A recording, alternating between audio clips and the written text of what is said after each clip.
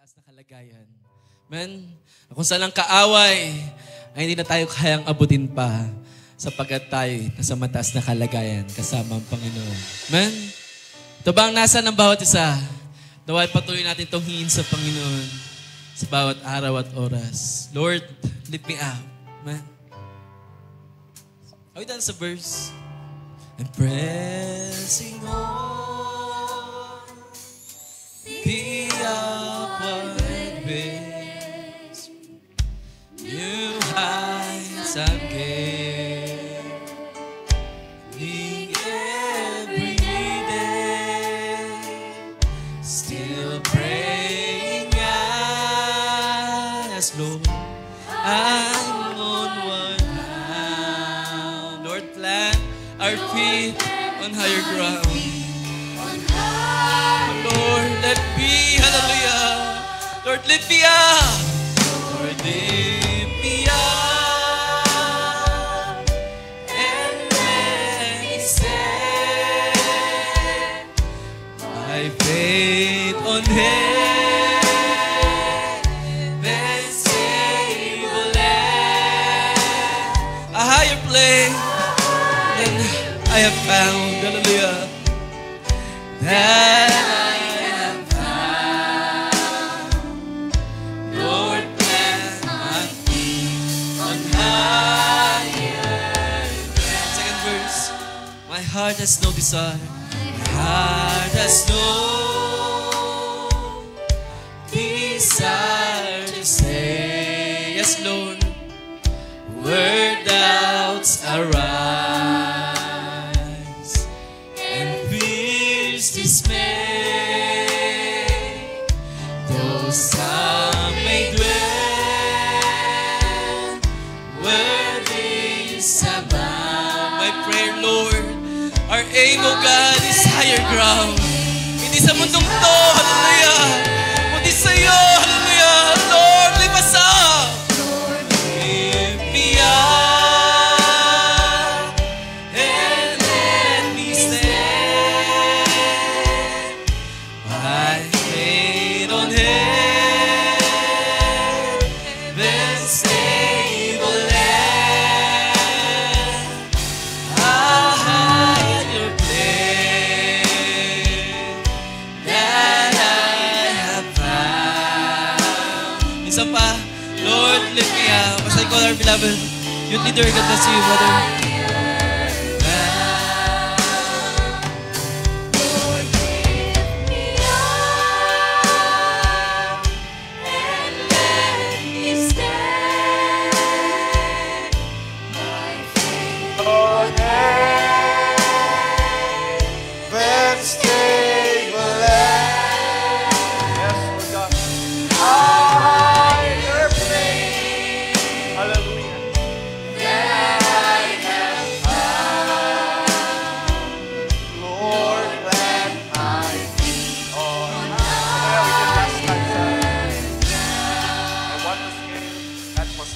I want to scale the utmost high and catch a glimpse of glory bright. But still I pray till heaven I find. Hallelujah. Till heaven I find. Lord, lead me on to higher ground. So be it, Lord Jesus. Hallelujah, hallelujah. Lord, lift me up. Lord, lift me up and let me stand. Lord, help us stand. Hallelujah. Heaven's stable land. Higher place than I have found. Lord, hallelujah. Plant our feet on the solid rock, on your foundation. Let's sing for the last time. Hallelujah. Lord, lift me up. Lord, lift me up. And let us stand. Let me stand by faith on heaven.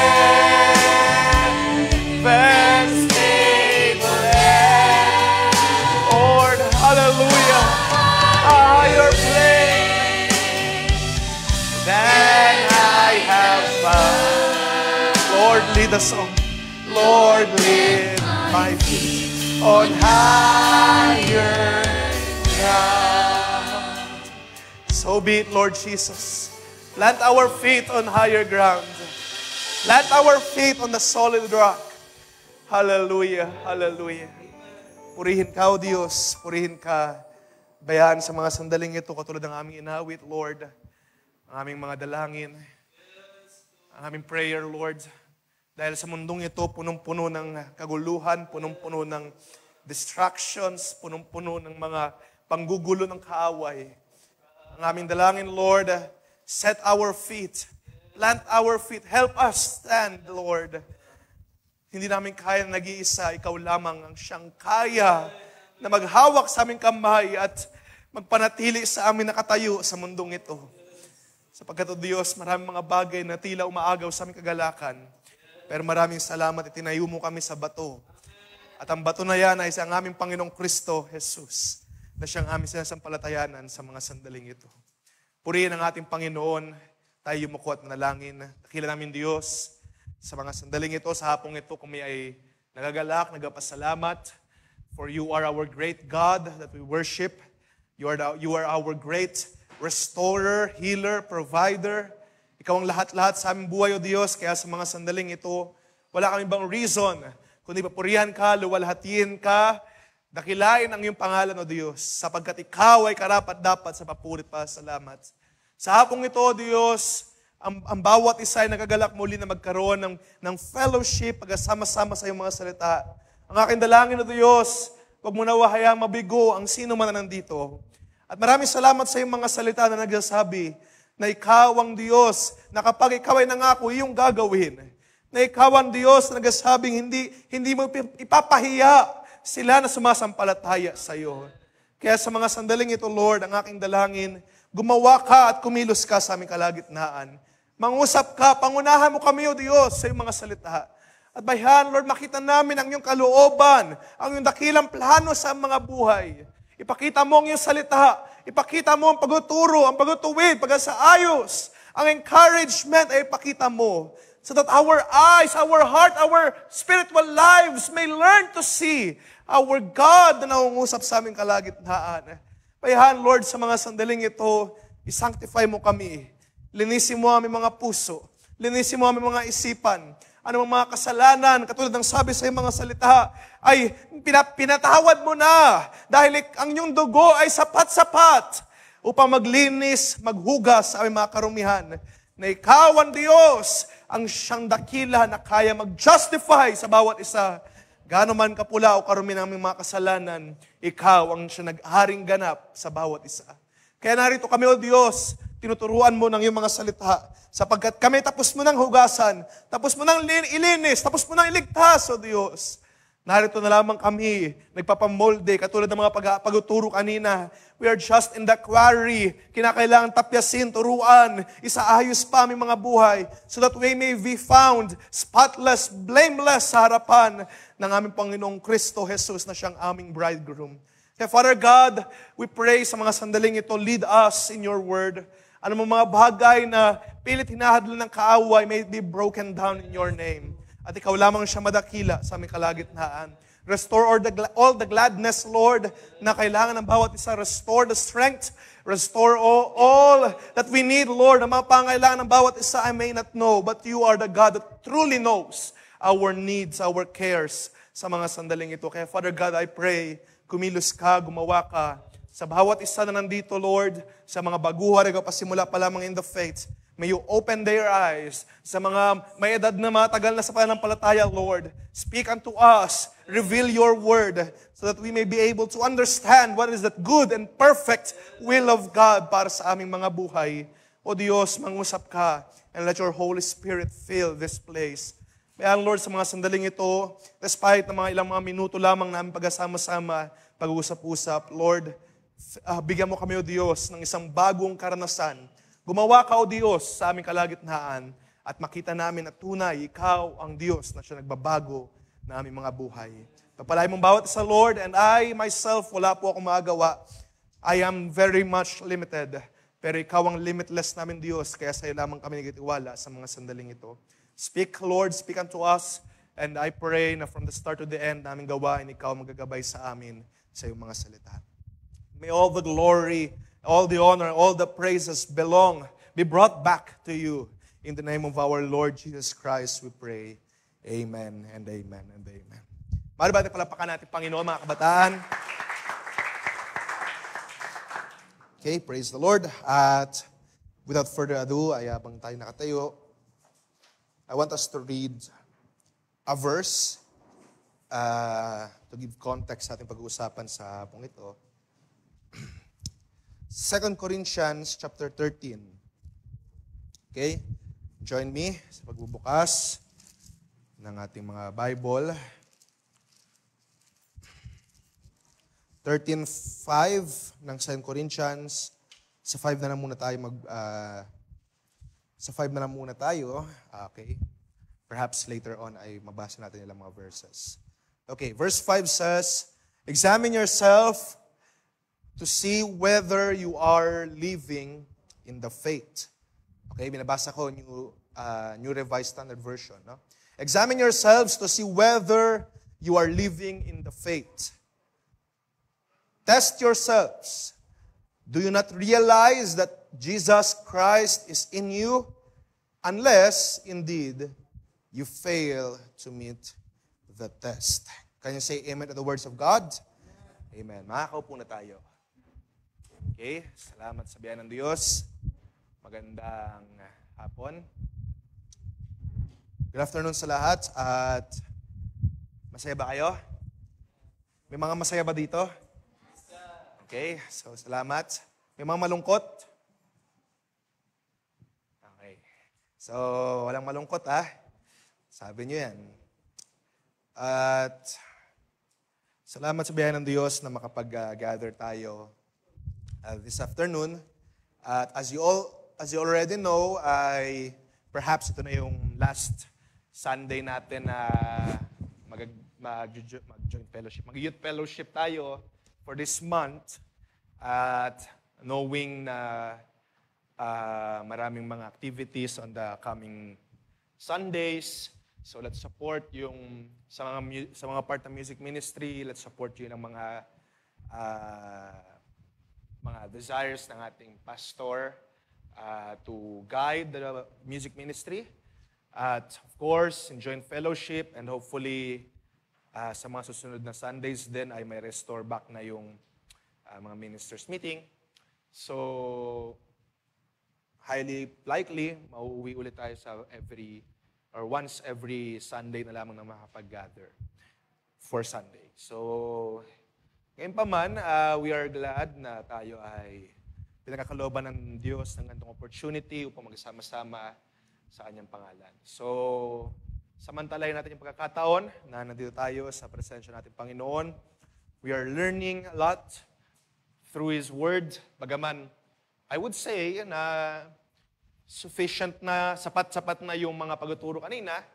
At naniniwala ko ng lubos na tayo pinagpala sa mga pagtuturo, sa mga awitan, sa mga magandang paggawa ng Espiritu Santo kaninang umaga.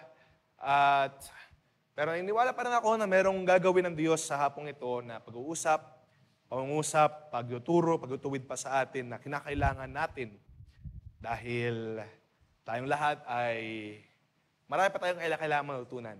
Okay? Kaya kung mapapansin nyo, yung mga gathering or in general, kung mapapansin niyo yung mga youths, yung parang mas maraming gawain yung mga youths. Ano? Kung halimbawa sa isang taon, kung ang isang normal na wala kang mamiss na gawain ng isang believer ay alos ilang weeks ba sa isang taon? 53? So sabihin natin times 2, Wednesday, Sunday. Pero sa mga kabataan ay para bang times 3, 53 times 3 na mga gawain. That is because ang isang kabataan ay kinakailangan matutupan ng maraming mga bagay. At I want you to understand na ang kaaway ay target kayo. Target tayong lahat ng mga kabataan. Dahil we are very prone to decide haphazardly or ano bang isang synonym nun? Mabilis tayo mag-decide. Mapusok. Okay? Sometimes we decide based on our own feelings or emotions. At Kung hindi mababantayan ito ng Diyos at ng kanyang salita, ay mauuwi tayo sa kapahamakan. So kaya ngayon, I want you to understand na may mga ganitong gawain at lagi may mga gawain ng youths or most of the time may mga gawain para tayo matuto. Okay? Para tayo ay i-equip pa ng salita ng Diyos. Para pag naging adults tayo lahat, tumanda in the faith, in the knowledge of our Lord Jesus Christ, ay mayroon tayong mga daladala na kanyang mga salita. Okay? So sa hapong ito, ay actually kausap ko lang si Pastor kanina, nag-ask kung ano oras matapos. So may ilang mga meetings later on pa, perhaps, na gagawin. At very short lang naman yung ating pag-uusapan. Like I've said, ay iwan muna natin yung pinaka-series natin, tackling yung mga pangaral ni Pablo. At I want us to talk related sa ating binabasa nung last Friday. Kung maalala ninyo, pinagpuntahan natin yung idea ng pag-effort. Diba? At hindi dahil nag-effort tayo para maligtas, kundi we are making an effort dahil tayo iligtas. At ito ay dahil sa pag-ibig ng ating Panginoong Kristo Jesus na nagpupumilit sa atin, we do our best sa mga ministry natin. Hindi tayo nagpapabaya, hindi tayo nagiging tamad sa mga gawain, sa ministry, hindi tayo nagbubulakbol. Binibigyan natin ang the best para sa Diyos. At yun nawa yung ating gawin, mga kabataan. Okay? Sa ating paglilingkod sa Diyos, ibigay natin yung best. Yung ating maibibigay, yung ating, lahat ng, yung kumbaga nga sa terminal, lahat ng may bubuga ninyo. Lahat ng kaya ninyong ibigay ay ibigay natin sa Diyos. Sapagkat ang sabi sa Banal na Kasulatan, ang ating Panginoong Kristo Jesus, hindi niya inaring kalugihan. Na ibigay or iwan yung great throne above para tayo iligtas. Okay? Hindi niya inaring kalugihan na siya itrato na mas bababa pa sa mga anghel. So, ibig sabihin, binigay ng ating Diyos sa lahat. Binasa natin sa 2 Peter last time, our Lord has granted to us all things. Binasa kanina din, di ba? Granted to us all things that pertain to life and godliness. 2 Peter chapter 1. Or chapter 1, verse 3. Okay? Lahat ay binigay na ng ating Diyos. So that is why, ngayon, mag-effort naman tayo. Okay? Magsikap naman tayo na ibigay ang ating buhay sa ministry. Hindi sa lahat hindi lang tayo maglilingkod sa Diyos kapag komportable. Or kapag maayos. Or kapag fit sa schedule mo, fit sa time mo, fit sa ating mga circumstances. So ngayon, mainit di ba? At pwede tayo mag-decide na i-cancel na lang yung gawain kasi mainit Or pwede tayo mag-decide na i-cancel na lang yung gawain kasi naulan, or etc. Pero hindi doon nakasalalay yung paglilingkod sa Diyos. Hindi nakasalalay sa mga external factors. Even, sabi sa isang awit, even sa kung anong nararamdaman mo, hindi nakasalalay doon yung paglilingkod sa Diyos. Nakasalalay ang paglilingkod sa Diyos sa Kanya dahil siya ay dakila at karapat-dapat papurihan. Okay? Hindi dapat ito naka-base sa ano nararamdaman natin. So kung tayo nalalamig, nangihina, ang marapat na paglilingkod sa Diyos ay hindi naka-base kapag ikaw nang lalamig, nangihina ay mas mahina na rin yung paglilingkod. That is not the case. At wag na mangyari sa atin mga kabataan. Kundi, ibigay mo lang sa Diyos yung nararapat sa Kanya. Hindi naman yun pagiging hipokrito or pagiging plastic. Alam naman ng Diyos ang lahat-lahat sa iyong buhay. At magiging honest ka, Lord, nanlalamig ako, nanghihina ako, pero bibigay ko pa rin lahat sa iyo. And that is what God wants para sa atin. Okay? So, anumang mga sirkumstansya ay bibigyan natin ng Diyos ng papuri at pasalamat. Now, mag-uusap tayo ng ilang mga bagay. So, saglit lang to, no? Para naman kayo ay, alam kong nainitan kayo, at even dito sa stage ay mas mainit. So, I want us to talk on a simple idea lang na ating binasa sa 13 verse 5. So, Kung maalala ninyo, pinuntahan natin yung 2 Corinthians, di ba, yung buong chapter. At pag-usapan natin yung kaisipan patungkol sa pag-examine ng ating mga sarili. Okay? Let's talk about examining ourselves. Maraming beses nyo na ito napakinggan at maraming mga pangaral na ang nagtuturo sa atin to examine ourselves. Maraming beses nyo na napakinggan, especially kung matagal na kayo naglilingkod sa Diyos. Alam ko yung mga communion, mga times na nag-communion tayo, binibigyan ng emphasis yung idea na tayo ay mag-examine ng ating mga sarili. Okay? Binibigyan ng halaga o ng diin na tayo dapat ay mag-examine ng ating mga sarili. At masabi ko na isa sa mga importante na mga pagtuturo para sa isang Kristiyano, isa sa mga importanteng karakteristik ng isang Kristiyano ay marunong siyang mag-assess, magsiyasat ng kanyang sarili. Okay? Binasa dito sa verse 5, examine yourselves to see whether you are living in the faith. Ang tanong, nasa faith pa ba kayo? Are you living in the faith, mga kabataan? Okay? Examine yourselves if you are living in the faith. At kung masabi mo right now, I'm living in the faith naman, nasa faith naman ako, then, gaano ka ka-sure? Gaano tayo kasigurado na ikaw or tayo ay nasa pananampalataya? Katulad na sabi ko kanina, importante na ang isang believer ay marunong magsiyasat. Alam nyo, sa mga pagtuturo na nakaraan ng ating Pastor Jack, di ba, tinuro niya yung idea ng mga gifts at nadaanan doon isang parte yung gift of discernment.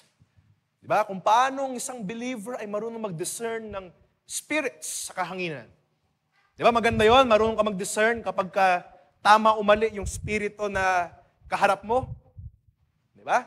Kapag merong evil spirit, alam mo kung paano mag-discern. Kapag sabihin natin nagsisinungaling yung kausap mo, or sabihin natin hindi tapat yung kausap mo, di ba magandang gift na marunong mo, makikita mo na nadiscern mo na mali siya, na merong evil spirit sa kanya. May spirito ng kataasan, may spirito ng kuha naman. That's a good gift. Pero isang bagay na masabi ko, nakakalimutan ng isang Kristiyano ay yung pag-discern ng kanilang mga sarili. Mabilis tayo or gusto nating makadiscern ng sino man. Or ng ating mga kapatid. Gusto natin ma-discern siya kung tama ba or kung mali siya, kung masaya ba siya or malungkot siya. Pero ang isang bagay na nakakalimutan ng isang Kristiyano ay ang pag-discern ng kanyang sarili. Pagsiyasat, pag-examine ng kanyang sariling kalagayan. Kung minsan ganito, no? Minsan sobra tayong concerned. No, hindi naman ito masama, pero sobra tayong concerned sa mga cares ng kapatid. Hindi masama, again. Kapag concerned kayo sa akin, concerned kayo sa iba, ay okay yan, maganda yan. Pero sometimes, nakakalimutan natin bigyan din ng concern yung ating sarili. And most importantly, yung mga spiritual nating kalagayan. Sadly, nauuwi sa mabilis tayo magpayo, mabilis tayo mag-advise, mabilis tayong magbigay ng paalala. Pero we tend to forget ourselves. At hindi tayo marunong magsiyasat ng ating sarili. Sobra tayong concerned sa maraming mga bagay. Pero wag natin makalimutan, and I want us to go here sa pag-uusap na ito ay isa sa bagay na mahalaga ng isang matured na Kristiyano ay taglay-taglay. marunong siyang sumiyasat ng kanyang sarili. Pwede natin sabihin ng ganito, no? Para hindi masyadong malalim. Ang isang Kristiyano, kilala niya dapat kung sino siya. Okay? Kilala niyo ba sarili niyo? Pwede niyo sabihin, alam ko pangalan ko, alam ko address ko, alam ko favorite color ko, favorite place ko, si crush ko, ganito. You know, parang slam book. Pero, do we truly know ourselves? At sa isang malalim na pamamaraan or sa isang spiritual na pamamaraan, gaano natin kakilala ang ating mga sarili? Sabi ko sa mga brothers, isa ito sa mga importanteng bagay na dapat taglay natin. Ang pag-discern, ang pagkilala ng ating mga sarili. Bago natin pupuntahan yan, bakit nga ba natin kinakailangan mag-examine ng ating mga sarili? Bakit natin kinakailangan mag-examine? Bakit natin kinakailangan kilalanin, i-test yung ating mga sarili? Sabi sa verse 5, di ba? Examine yourselves to see whether you are living in the faith. Test yourselves. At nare-realize mo ba, sabi doon, do you not realize that Jesus Christ is in you unless you have failed the test? Sabi ni Pablo, kung i-test niyo ang inyong sarili, examine niyo ang inyong sarili. At kung ikaw ay believer, alam mo ba na si Kristo Jesus na nasa sayo? Maliban na lang kung, sabi niya, maliban na lang kung talagang you have failed the test. You have failed. Or yung pag-examine mo, wala ka dong makita. Nag-fail ka dun sa pag-examine mo. There are two things na gusto kong pag-focusan, na gusto kong ma-address. Una, yung lack, yung pagiging kulang natin sa pag-examine nating sarili. At yung pangalawa, yung binanggit dito ni Pablo, ay yung pag-fail. In-examine mo nga, pero fail. So, punta mo natin yung first problem. Yung mga hindi nag-examine ng kanyang sarili. Kasi problema yon. Problema yon na hindi tayo marunong kumilala ng ating sarili. Dahil ang kauuwian niyan ay pride. Ang kauuwian ng hindi pagkilala ng iyong sarili ay pagkabulag sa mga pagkakamali mo. Okay?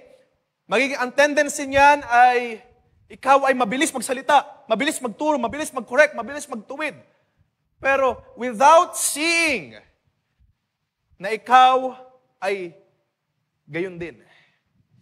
Hindi mo nakikita. Nagkukulang tayo sa pagsiyasat. Kapag isang tao ay hindi marunong ma-examine ng kanyang sarili, siya ay mabilis magturo, mabilis mag-correct, mabilis magsaway, pero kulang siya sa isang attribute na tinuro ng Banal na Kasulatan. Yung pag-check. Pag-check sa kanyang sarili mismo. Matthew chapter 7, di ba? Sabi doon, if I'm not mistaken, Matthew chapter 7 yon. Sabi doon, kapag meron kang nakitang muta sa iba, i-check mo muna yung sarili mo kung meron kang muta. Diba? Bago ka magtanggal ng speck or ng muta doon sa mata ng iyong kapatid. Pero those who fail to examine themselves, hindi nila nakikita yun. They lack, kulang sila sa self-realization, self-actualization. Akala nila, what they do ay maayos lang. At yun ay delikado, mga kabataan. Delikado yun na akala natin okay lang tayo, tama yung ating ginagawa. Akala natin maayos yung ating ginagawa. Pero mauuwi tayo sa another account sa Matthew, nang sabi doon, tumatawag sila, Panginoon, Panginoon. Kumakatok sila, Panginoon, gumawa kami ng mga hula, ng mga miracles, ng ganito, ganyan sa iyong pangalan. Pero anong sagot ni Jesus doon? Magsilayas kayo, kayong gumagawa ng katampalasanan, hindi ko kayo nakikilala. Ibig sabihin nun, hindi naman mag-isinungaling ang Diyos, di ba? Ibig sabihin nung gumagawa sila ng katampalasanan, ng mga mali, pero hindi nila nakikita. Ang frontline lang nila, ito ginawa namin, ganyan. Tama to. Pero what they fail to see ay yung mga pagkakamali nila. At yun yung delikado, mga kabataan. Kung hindi tayo marunong mag-check na tayo ay nagkakamali, mahirap yun. Isang danger na pwedeng mapuntahan ng Kristiyano ay, if you are familiar sa isang pangaral ng ating late prophet, Brother Branham, meron siyang title doon na, pwede niyong basahin, Nakapukaw yung kanyang title. Sabi doon, Doing God a Service Without His Will. So naglilingkod ka sa Diyos, gumagawa ka ng tama. Sabihin natin tama, di ba? Gumagawa ka ng ministry niya, gumagawa ka ng mga rightful things, righteous things, na kung sa tingin ng tao, okay naman. At di ba, nabasa pa sa Bible, tama yung ginagawa mo. Pero, you're doing God a service without His will. At ano sa tingin ninyo ang kahihinatnan ng ganong kalagayan? Sadly, dahil ang Diyos ay hindi nalugod, ang kauuwian nito ay kamatayan. If you would recall a very familiar story, kung gusto nyo samahan ako sa pagbabasa, 1 Chronicles, chapter 13. Basahin natin doon, verse 7, 8, 9, 10, 11. Basahin natin doon. Isang familiar na storya sa 1 Chronicles. Sabi doon, and they carried the ark of God on new cart from the house of Abinadab, and Uzzah and Ahio were driving the cart. Okay, verse 7 yun. And David and all Israel were celebrating before God with all their might, with song and lyres and harps and tambourines and cymbals and trumpets. And when they came to the threshing floor of Chidon, Uzzah put out his hand to take hold of the ark, for the oxen stumbled. And the anger of the Lord was kindled against Uzzah, and he struck him down because he put out his hand to the ark, and he died there before God. I want you to put yourselves in the perspective ni Uzzah. No? Ano bang ginawa ni Uzzah? May ginawa ba siyang mali? Sa tingin ninyo, may ginawa ba siyang mali? Siyempre, of course, alam natin yung storya. Meron siyang ginawang mali. Pero, kung at the heat of the moment, sa tingin nyo ba ang kanyang ginawa ay mali? Mukha namang reasonable. Mukha namang tama yung ginawa niya. Kasi malalaglag na eh. At kinakailangan alalayan. Kinakailangan i-assist yung tabernacle. Baka malaglag. Okay? Pero ang nangyari, dahil nung hinawakan niya, and he is not worthy, at hindi siya inutusan ng Diyos, hindi kalooban ng Diyos na hawakan niya, at that very moment, pinatay siya ng Diyos. He just wants to help. Gusto lang niya tumulong eh. Pero immediately, he was killed by God dahil hindi kalooban ng Diyos. At gusto kong, exaggeration yan, pero i-apply natin. What I mean exaggeration, ibig sabihin, hindi ka naman biglang papatay ng Diyos. Kung halimbawa, ikaw ay makagawa ng lapses. Dahil tayo ay nasa biyaya, nasa pag-ibig ng Diyos. Pero gusto ko na instead na tignan natin, nasa biyaya naman tayo, gawin natin ang gusto natin dahil sa biyaya ng tayo ng Diyos. What I want us to see ay, tignan natin ng maigi na lahat ng mga bagay na ito na ating ginagawa ay uuwi sa judgment. At kung hindi tayo mag-iingat, ay ganun din yung dulo, kamatayan din. Delayed lang. Kung hindi immediately, baka ma-delay. At salamat sa biyaya ng Diyos ngayon, kapag nakagawa tayo ng lapses, hindi tayo agad-agad namamatay. Pero kaya yung gawin ng Diyos. Okay? Baka nga hindi ka agad-agad, bukas naman ay kunin ang iyong buhay dahil sa iyong mga nagawang pagkakamali. Pero, you see, ano bang purpose na ito? Ano bang purpose ng storyang ito? Hindi dahil unreasonable ang Diyos or hindi dahil hindi gets ng Diyos. Hindi sa hindi gets ng Diyos na malalaglag na yung arka. Of course, nakita ng Diyos yun. Nakita ng Diyos na malalaglag yung arka. Nakita ng Diyos na si Uzzah concerned lang siya. Alam yun ng Diyos. Pero ang point ng storyang ito is that, una-una sa lahat, kung alam ng Diyos sa lahat ng bagay, capable siya na ingatan yun, yung ark itself, kung malalaglag. Pangalawa, gusto ipakita ng Diyos that ay dapat tayo na sumunod lamang sa kalooban, sa nais, sa plano, sa disenyo ng Diyos para sa atin. Otherwise, ang kauuwian nito ay kapahamakan. Kahit na tayo ay akala natin gumagawa tayo ng maganda. Look at the Pharisees sa panahon ni Jesus. Yung mga Sadducees, mga scribes, sila ay nagtatithe, sila ay nanalangin, sila ay, sabi natin, nag-preach. Marami silang alam ng salita ng Diyos. Pero bakit sila kalaban ni Jesus? Lagi sinasaway, lagi pinalalahanan. At bakit hindi nila nakikita na si Jesus na yung pinangako sa Isaiah? Bakit hindi nila nakita yon? At bakit sila parang nasa mali? Kahit kung titignan naman natin, tama naman yung ginagawa nila. Because they are doing God a service without His will. At yun yung delikado mga kabataan. Kung hindi tayo marunong mag-recognize, mag-examine natin mga sarili, isa ito sa mga bagay na pwede nating kahihinatnan. Gumawa tayo ng kalooban ng Diyos pero hindi pala niya.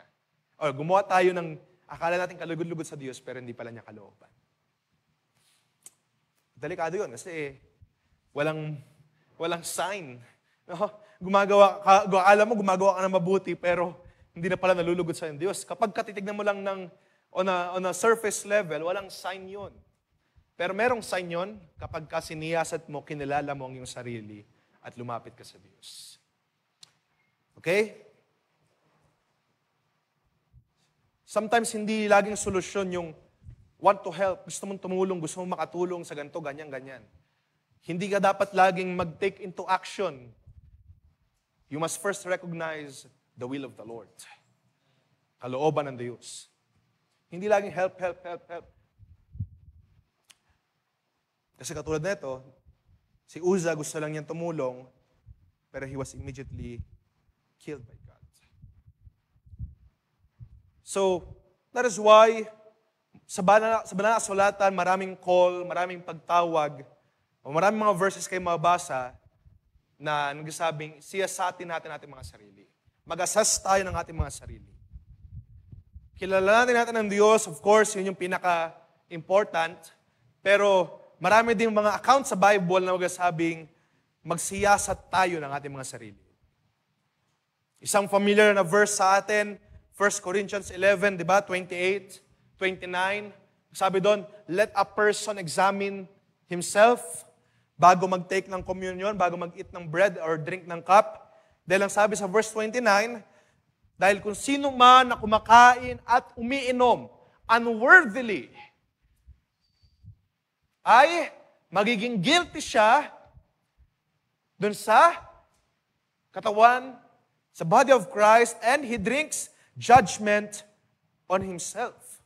Anyone who eats and drinks without discerning the body of Christ eats and drinks judgment. Sila na mga hindi nag-examine ng kanyang sarili and they have found out na hindi naman sila karapat-dapat to partake, they drink judgment. They just drink yung hatol, yung pagkagalit ng Diyos. So imagine that. Kapag tayo ay gumagawa na walang pag-isiyasat at ating mga sarili, hindi tayo marunong mag-check, mag-examine ang ating mga sarili, ito yung ating magiging kahinatnan. Isang buhay na akala mo maliligtas ka dahil ginagawa mo yung mga righteous things, pero hindi pala. Isang buhay na akala mo maliligtas ka dahil nailagay ka sa position sa ministry, akala mo maliligtas ka dahil nailagay ka sa mga music instruments, nailagay ka as as MC, song leader, or speaker, hindi yan yung pamantayan ng kaligtasan. Kahit na malagay kayo sa sangkaterbang mga ministry, mga kababaihan, mga kalakihan, it doesn't count kung ang ating mga buhay ay malayo sa Diyos. Kung ang ating mga buhay ay without assessment. At mauuwi lang tayo dun sa sinabi ng ating prophet, doing God a service without His will. So nakikita niyo yung dangers niyan? Na baka mauwi tayo sa katulad dun sa mga umiiyak, kumakatok. Pagbuksan mo kami, Lord. Pero sabihin lang ng ating Diyos, sino kayo? Hindi ko kayo nakikilala. Now, kung babalik tayo sa pinag-uusapan natin sa 2 Corinthians, alam na natin yung context na ito, di ba? Pinag-uusapan natin last time. Na ang mga church, ang mga tao sa Corinto, particularly yung ilan sa mga nag-oppose kay Pablo, naniniwala sila sa mga super apostles na tinatawag, at sabi doon, sasabi nila kay Pablo, si Pablo hindi naman worthy, hindi naman karapat-dapat, hindi to si Pablo dahil maraming mga pagkakamali maraming mga lapses, mga pagkukulang yan. Yung kanyang buhay ay pangit. Okay? Yun yung mga assessment nila kay Paul. Yung buhay ni Pablo ay pangit. Kaya dapat hindi siya paniwalaan. Kaya up until do sa last chapter ng 2 Corinthians, nagbigay si Pablo ng warning. Ang konteksto nito actually ay nagsasabing, huwag kayo mag-examine ng buhay ng iba. Okay? Sabi, ang pinaka-context ng verse na ito ay, instead na mag-examine kayo ng buhay ng iba, i-examine ninyo yung inyong mga sarili. Binasa natin kanina, di ba? Matthew chapter 7. Before we take the step to examine yung buhay ng iba, examine muna natin yung ating mga sarili. If someone ay makita ninyo or ma-observe ninyo na suspended or ma-observe ninyo na nilapatan ng disciplinary action or ma-observe ninyo na hindi muna pinatayo or pinatugtog, let's stop talking about them. And look to yourselves. See to yourselves whether you are still in the faith. Okay? Let's stop spreading rumors, mga kabataan. At iwasan natin yung pag-uusap na, uy, ito, alam mo ba, si nasuspend yan. Sabi ko na nga ba, kaya yung ginawa niyan. Stop doing that. At ang context dito na nais sabihin ni Pablo, instead na gano'n ang ating mga gawin, ay matuto tayo mag-examine ng ating mga sarili mismo. Bago tayo magkaroon ng concern sa iba. At huwag kayong mag-alala, marami yung kinakailangang i-examine sa atin, hindi kayo mauubusan nito. Okay? Maraming mga i-observe sa ating mga sarili to the point na hanggang bumalik ang ating Panginoong Kristo Jesus, kaya mong i-examine yung sarili mo everyday ng iyong buhay. At wala nang opportunity para mag-examine ka pa ng buhay ng iba. Huh? Dahil it doesn't help anybody. Pero, yun yung problema sa panahon ng 2 Corinthians. Examine sila ng ganito, ng ganyan, ng buhay ni Pablo. Inisip kasi nila, si Pablo ay hindi gumagawa ng kalooban ng Diyos dahil para siyang pinarusahan. Yung buhay niya pangit, mahirap siya, palaboy-laboy siya. Iniisip ng mga taong ito, parang pinarusahan to si Pablo. Hindi siguro to sumusunod sa Diyos. Kung may makita kayo mga kapatid na nakaranas ng mga sufferings, mga testings, may mga work changes, hindi ibig sabihin na pinarusahan sila. No? Relax lang. Huwag kayong mag-isip agad na gano'n na pinarusahan to. Siguro may nagawang pagkakamali ito, kaya ganito nangyari sa kanya, ganyan. Let's stop thinking on that mindset. Masyadong makitid. Iwasan natin yung ganyang pag-iisip. But rather, katulad ng pinayo ni Elihu sa kanya mga kaibigan, kasama niya mga kaibigan kay Job, di ba? Mga kaibigan ni Job. Let's look at God. Let's look at God at ang kanyang dakilang plano sa ating mga buhay. So dito, ganun din ang nais ipakita ni Pablo. Instead of examining others, examine natin yung ating mga sarili. Now, how can we assess ourselves? How can we test that we are on the faith? Nasa faith pa ba kayo, mga kabataan? Are you in the faith? How can you be sure?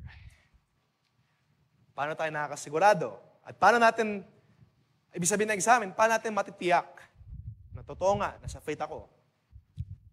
Or pwede natin sabihin ngayon, totoo nga na nanlalamig ako sa faith. How can we examine that?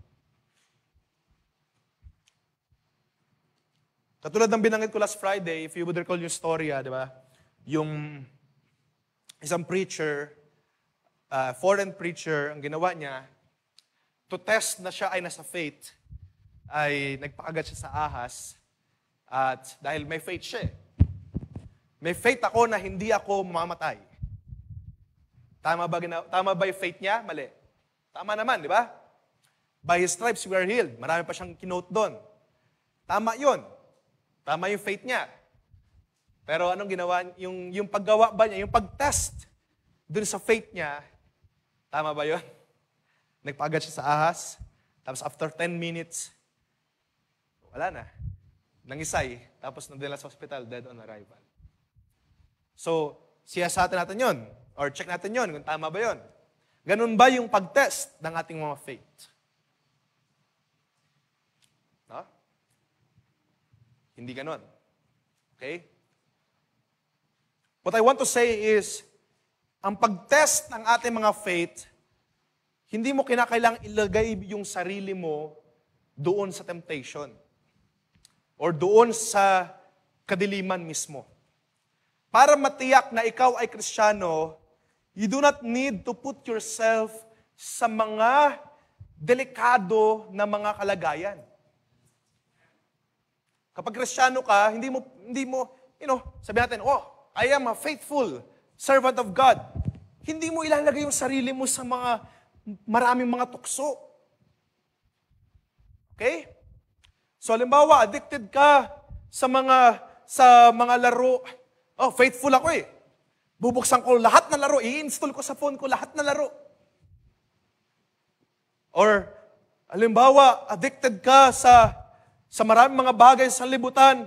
Addicted ka sa mga immoral na mga panoorin. Dahil I am a faithful servant, pupunta ako sa mga explicit na mga websites. Hindi ako matutukso. That is not how to test your faith. Okay? Hindi mo ilalagay yung sarili mo sa mga kapahamakan. Or sa lighter na mga example, hindi mo ilalagay yung sarili mo sa mga situations na kung saan mapipilitan ka. Halimbawa, sabi mo, faithful ako eh. Sasama ako sa mga kaibigan ko, hindi ako matutuksong uminom. Kasi faithful ako eh. Sasama ako sa mga gimmick. Hindi ako matutuksong mag-take ng drugs dahil faithful ako eh. No, that is not how to test your faith. Okay? Hindi ganon yung paraan ng pag-test ng ating faith. At wag niyo ako sa akin tatanong, paano ba iti-test?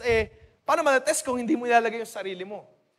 Yung ganon, tawag doon, to borrow a term lang, yung mga tawag doon ay stupidity. Pagiging mangmang, sabi sa Bible. At hindi tayo mga mangmang, kabata. Huwag mo ilalagay yung sarili mo sa mga tukso. Sabi pa nga sa Banal na Sulatan, don't give place to the devil. Kasi kapag nilalagay mo sarili mo, ine-expose mo yung sarili mo sa mga ganyan, binibigyan mo ng puwang yung kaaway na makatukso sa'yo. Kaya as much as possible, pinunta natin din last Friday, make an effort na yung mga tukso ay mailayo mo, mailayo sa'yo. Katulad ng mga pinag-uusapan pa natin previously, so kung may kailangan mag-uninstall, gawin mo. Kung kailangan mo mag-install ng mga blocker, uninstall ng mga social media, gawin mo. Para yung mga tukso na kung alam mo namang mahina ka, ay hindi makapenetrate sa'yo. Don't give place to the devil. So that is not how we test the faith that we have. Ang kinakailangan natin or ang paraan para i-test yung ating mga faith ay ito, no? I want us to read 2 Timothy. Dito tayo magdudwell throughout ng ating pag-uusap up until closing, no? 2 Timothy chapter 2. Do your best. Verse 15. Do your best to present yourself to God as one approved, a worker who has no need to be ashamed, rightly handling the word of truth. So, pinag-uusapan natin last Friday, di ba? Do your best naman. Try your best. Do your best to present yourself as approved by God. So make an effort, mag-strive, magsikap to present ourselves na tayo ay kaaya-aya sa harapan ng Diyos. A worker who has no need to be ashamed, who is rightly dividing the word of truth.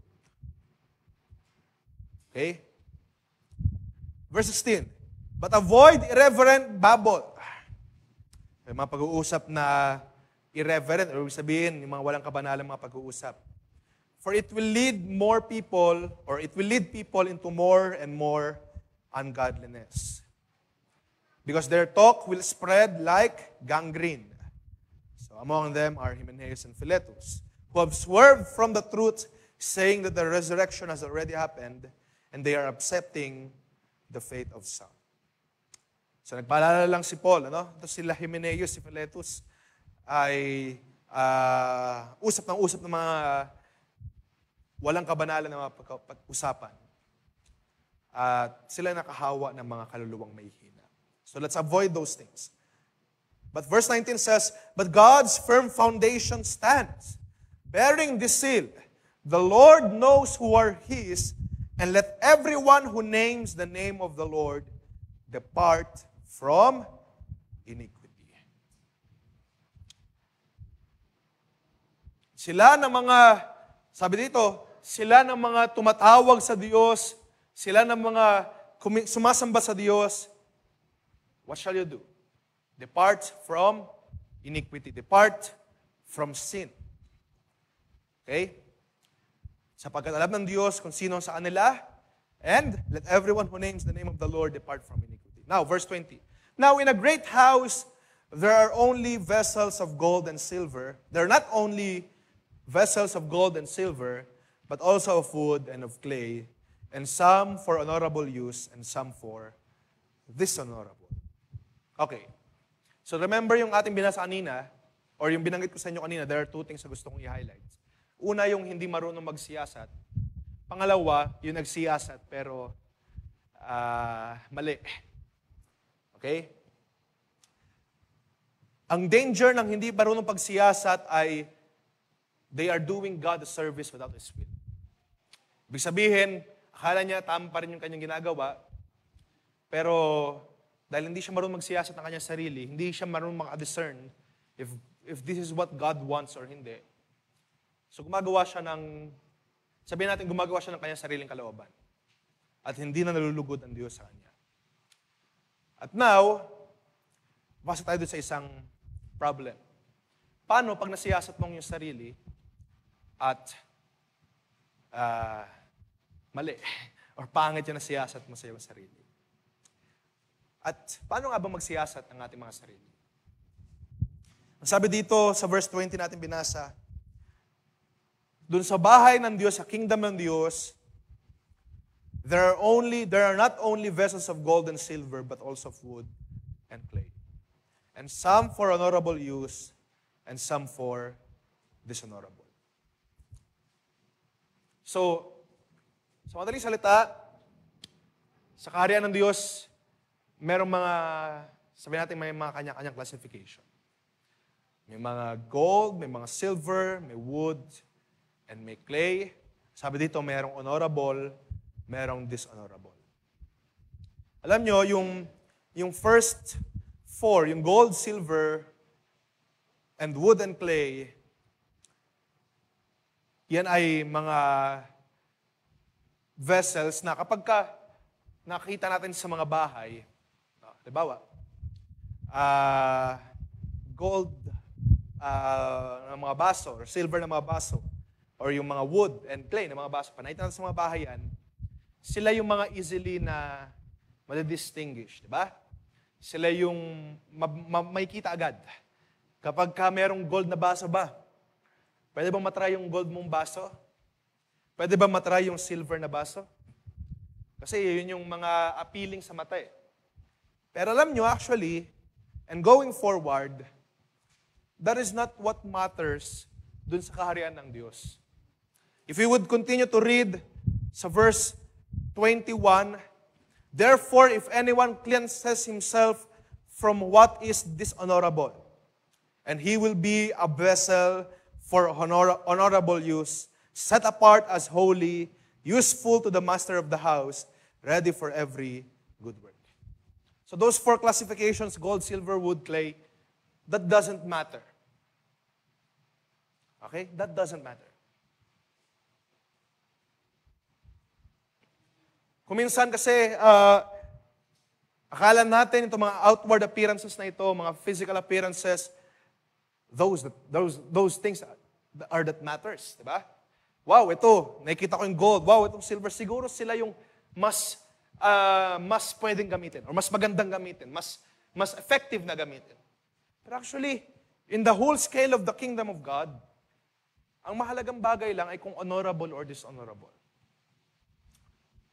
Ang mahalagang bagay lang, mamaya punta sa verse 21, ang sinabi doon, ang mahalagang classification lang na gusto ng Diyos ay ikaw ay honorable or dishonorable. At kung dishonorable ka, i-cleanse mo yung sarili mo, ang sarili mo para maging honorable. Or ibig sabihin doon, ikaw ay vessel na pwedeng magamit. So it doesn't matter kung gold or silver or wood or clay. Ano ba yun? Ano ba yun ang tinutukoy nun sa mga spiritual na kalagayan? Ano yung tinutukoy nun? So it doesn't really matter yung mga physical appearance, yung mga outward appearance. It doesn't matter kung gaano tayo katagal.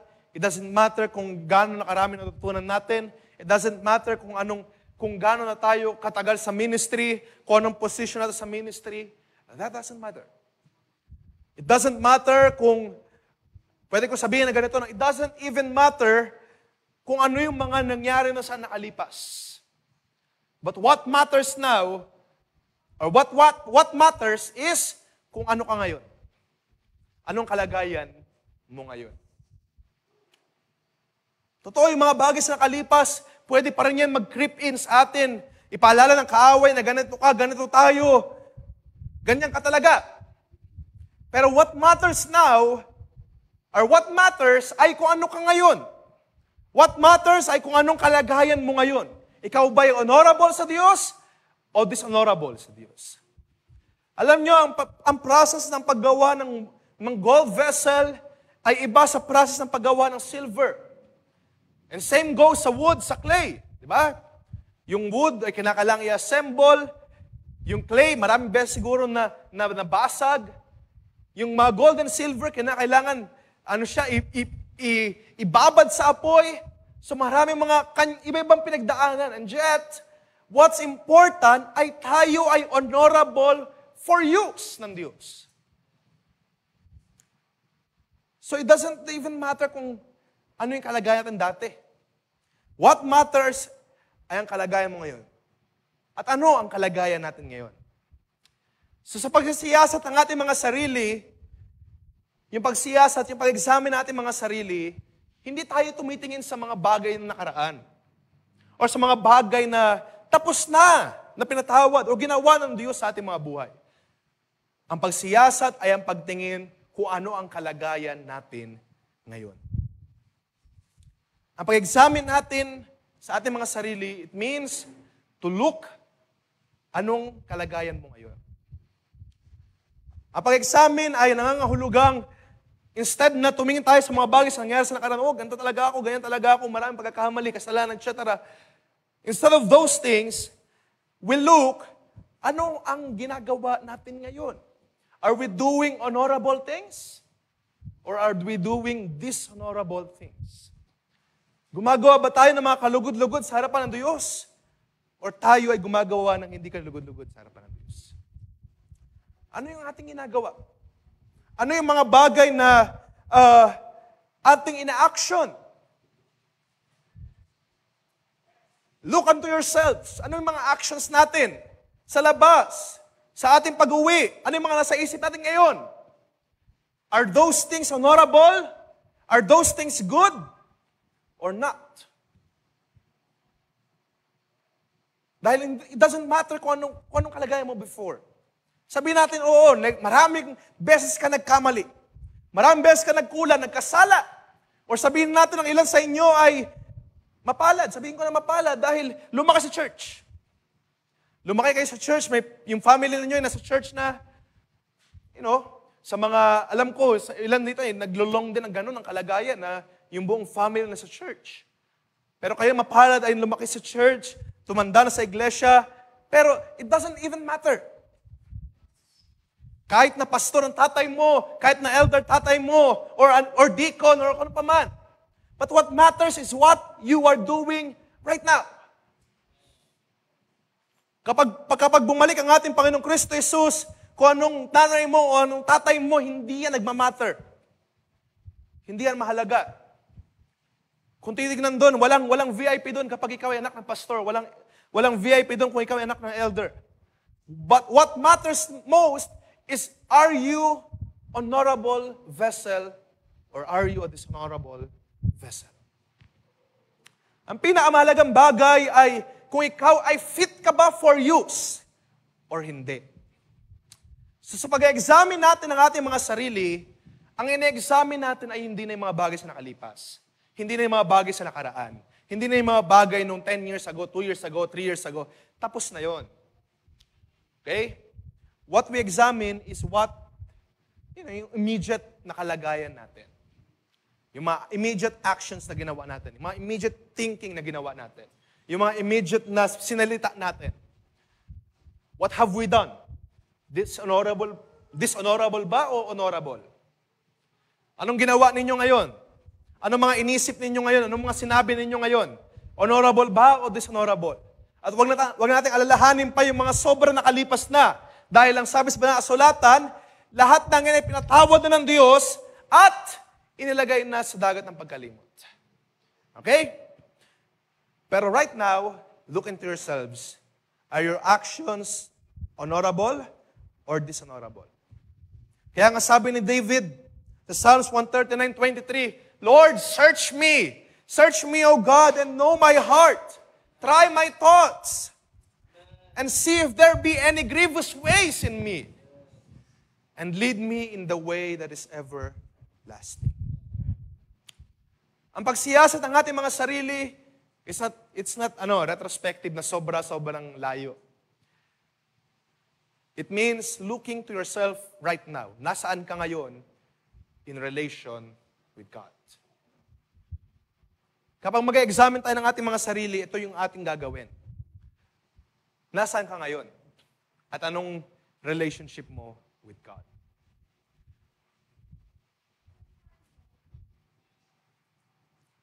Mahalaga una ang pagsiyasat sa ating mga sarili para hindi tayo mauwi doon sa paggawa ng kalooban ng Diyos na hindi niya, or paggawa ng service sa Diyos na hindi niya kalooban. At pangalawa, siyasat natin mga sarili kung ano bang ating ginagawa. Honorable ba or dishonorable? Tama ba o mali?